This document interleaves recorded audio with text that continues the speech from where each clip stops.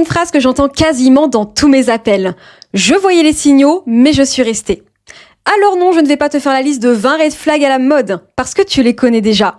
Le problème n'a jamais été d'ailleurs que tu les connaisses. Dans cette vidéo, je te donne les red flags les plus dangereux chez un homme, classés du moins dangereux au plus dangereux, donc reste bien jusqu'à la fin. Pas dangereux en général, mais dangereux pour toi, avec ton fonctionnement à toi. Et écoute bien parce que au numéro 4, je te donne un test tout simple, 2 questions à poser dès les premiers rendez-vous et le profil le plus toxique se démasque tout seul. Et le numéro 6, le plus dangereux de tous, il n'est pas sur les listes parce qu'il n'est pas chez lui. Reste jusqu'au bout, tu vas tout comprendre, let's go, on y va. Et si tu ne me connais pas encore, moi c'est Charlotte, je suis la fondatrice de la Reset Academy. J'accompagne les femmes qui sont en dépendance affective, qui répètent des schémas et qui souhaitent devenir souveraines et reprendre le pouvoir sur elles. Donc si tu te reconnais à un moment donné dans cette vidéo, clique sur le lien en description et réserve ton appel découverte gratuit.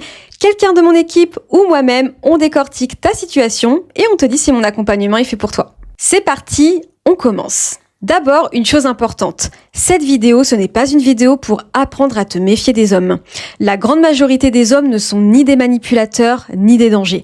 Le sujet, ce n'est pas eux. Le sujet, c'est pourquoi certains profils très précis arrivent à passer tes filtres alors que tu es intelligente et que tu as lu des livres et que tu sais parfaitement ce qui est un red flag sur le papier. La réponse, tu vas la voir se dessiner tout au long du classement. Chaque red flag de cette liste est dangereux parce qu'il vient appuyer pile sur une blessure que tu portes déjà. C'est pour ça que je les ai classés du moins dangereux au plus dangereux. Plus on avance, plus les red flags ressemblent à quelque chose que tu connais. Et à la fin, tu comprendras pourquoi le plus dangereux de tous, aucun article ne peut te le montrer. Compte au passage combien tu en as déjà croisé. Allez, let's go, on démarre. Red flag numéro 1, le discours de victime. On commence tout doux. Premier rendez-vous, il te raconte sa vie. Son ex ne l'a pas compris. Son patron le sous-estime. Sa famille ne l'a jamais soutenu. Rien n'est jamais de son fait et tout le monde lui doit quelque chose. Et toi, qu'est-ce qui se passe à l'intérieur? Sois honnête. Ça ne te fait pas fuir. Ça te touche même. Tu te dis, il a souffert. Il a juste besoin de quelqu'un qui croit en lui. Beaucoup de femmes que j'accompagne me le disent avec leurs mots. Je peux l'aider. Il a besoin de moi. Voilà le danger de ce red flag. Pas lui, vous deux. Lui cherche un public pour sa version de l'histoire. Toi, tu cherches quelqu'un à réparer. Tu ne tombes pas amoureuse de l'homme qui est devant toi. Tu tombes amoureuse de celui qui pourrait devenir si tu l'aimes assez fort. Et cette histoire-là, elle a toujours la même fin. Tu donnes tout, il reste une victime, et à la fin, c'est toi qui auras besoin d'être sauvé. Red flag numéro 2, il s'énerve pour rien dès le début. Les premiers rendez-vous, c'est la vitrine. Un homme s'y monte sous son meilleur jour. C'est humain, tout le monde le fait. Donc si dès la vitrine, il se vexe pour une remarque anodine, s'il monte en pression contre un serveur, s'il claque un ton sec parce que tu as répondu un peu trop tard, pose-toi une seule question. Si ça déborde déjà maintenant, ça donne quoi dans 6 mois, quand la vitrine sera rangée? La colère précoce, c'est le red flag que tu paies le plus cher. Parce que toi, avec ta peur du conflit, tu vas faire quoi face à ces agacements? Tu vas t'adapter, baisser d'un ton, marcher sur des œufs, et ta vie va se rétrécir en silence.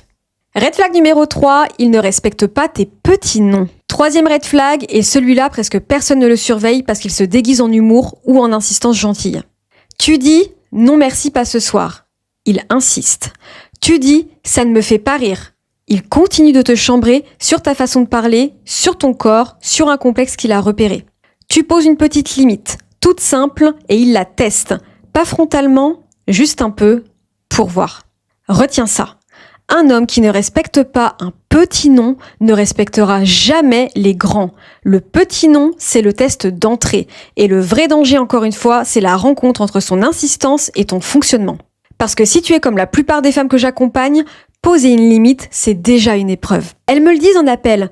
Poser mes limites, pour moi, c'est faire partir l'autre. Je n'ose pas dire non. Je m'efface. Je deviens une personnalité pâte à modeler.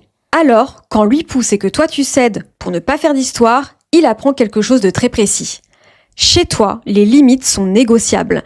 Et à partir de là, elles vont reculer centimètre par centimètre jusqu'au jour où tu ne reconnais plus ta propre vie. Dis-moi d'ailleurs en commentaire c'est quoi le red flag que tu as ignoré le plus longtemps. Je les lis tous et crois-moi, tu vas voir que tu es loin d'être la seule.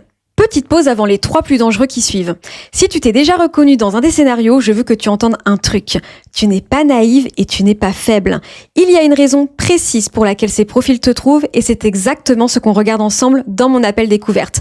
Donc clique sur le lien, on voit ensemble ta situation, quelqu'un de mon équipe ou moi-même te diront directement si cet accompagnement est fait pour toi. Mais je précise, on prend les femmes les plus déterminées et les plus motivées. Donc il faut vraiment que tu sois prête à vouloir changer les choses, sinon ce n'est pas la peine de prendre cet appel découverte. Et maintenant, let's go, les 3 red flags qui arrivent sont ceux qui font le plus de dégâts.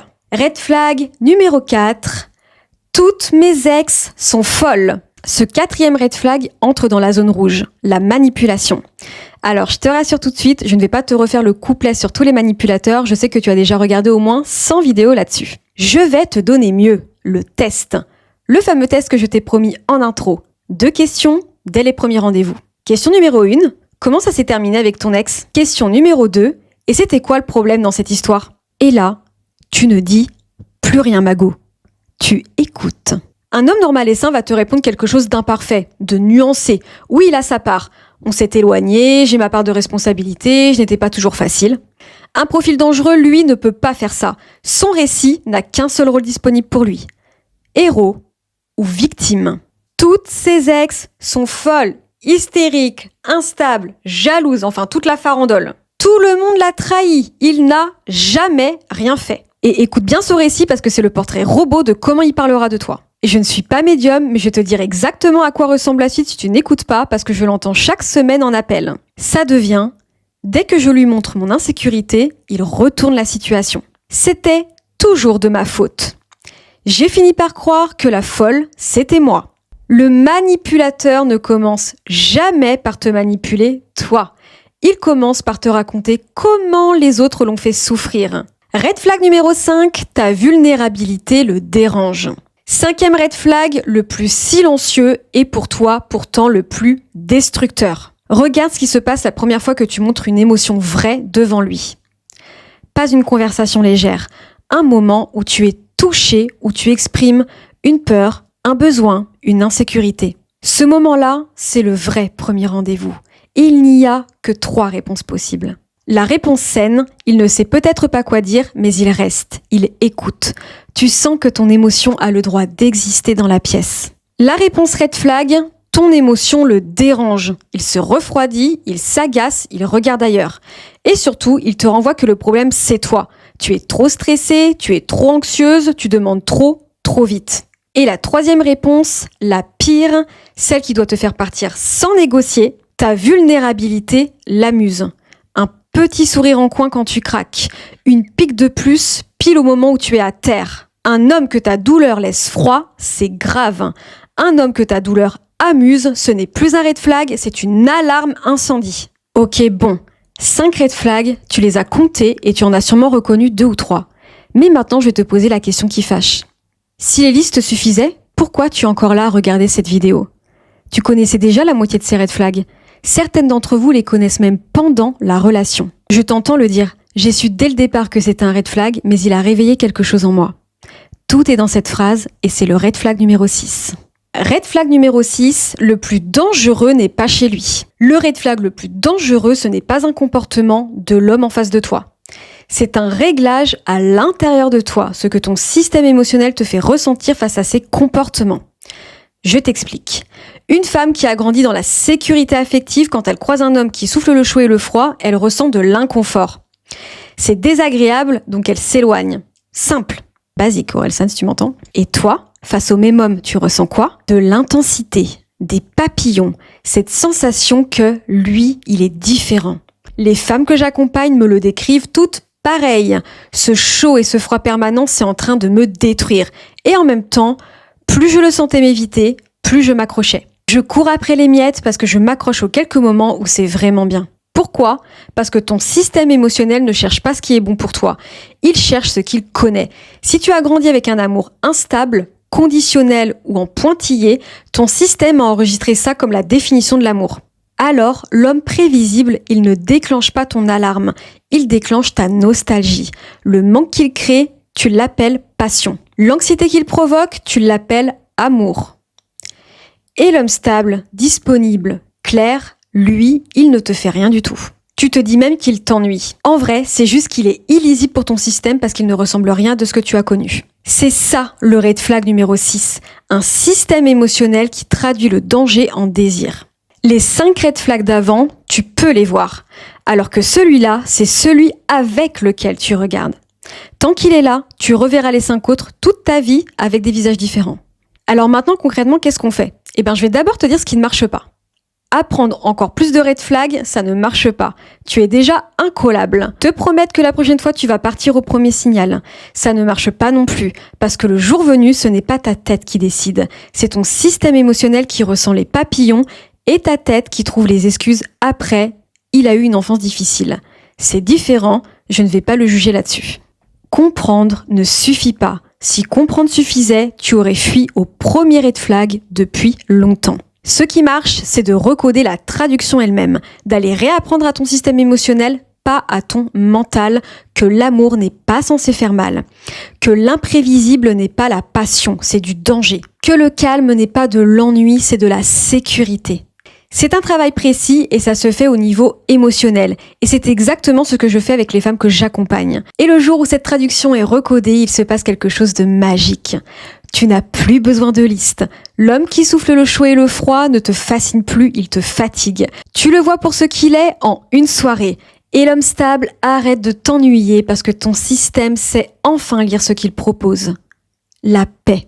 Donc retiens bien ça. Les red flags chez un homme, tu les connais et tu viens d'en avoir 5 classés par dangerosité. Mais le seul qui décide de ta vie amoureuse, on l'a vu, c'est le 6e. La façon dont ton système émotionnel traduit ce que tu vois. Et lui, personne ne peut le repérer à ta place. Mais il se recode. Si tu t'es reconnu dans cette vidéo et que tu as déjà vu plusieurs signaux et que tu es resté quand même, réserve ton appel découverte gratuit. C'est avec quelqu'un de mon équipe ou moi-même. On décortique ta situation et on voit si mon accompagnement est fait pour toi. Mais attention, encore une fois, si tu n'es pas déterminé à changer les choses et à investir en toi, ce n'est pas la peine de prendre cet appel. Parce que dans la Reset Academy, on a des femmes qui prennent leurs responsabilités, qui ne se trouvent aucune excuse et qui sont déterminées. J'espère que cette vidéo t'a parlé et si c'est le cas, n'hésite pas à la partager, peut-être même à une amie à qui tu as pensé en regardant cette vidéo. Abonne-toi, like cette vidéo et dis-moi en commentaire les red flags que tu as ignorés le plus longtemps. On se retrouve très vite et prends soin de toi.